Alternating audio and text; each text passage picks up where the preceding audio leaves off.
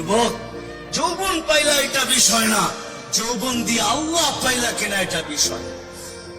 দারিদ্রতা বিষয় না, দারিদ্রতা দিয়ে আল্লাহ পাইলাম কিনা এটা বিষয়।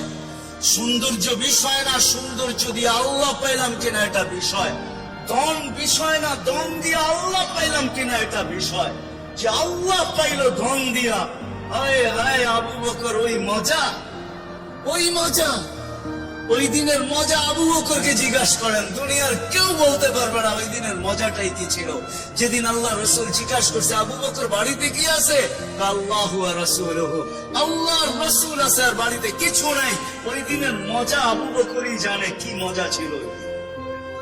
কিছু মজা ওই ব্যক্তি ছাড়া আর কেউ জানে না, এটা ব্যক্ত করা যায় না। ওইটাও মজা ছিল। আপনি বলবেন এটা আবার কি মজা, বাড়িতে আল্লাহ আল্লাহ রসুল আছে, কোনো বস্তুই নাই, এমনকি গায়ের কাপড়টা পর্যন্ত নেই, আপনি কি বুঝবেন?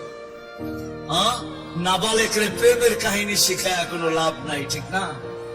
প্রেম বোঝেটাই কি, ঠিক না?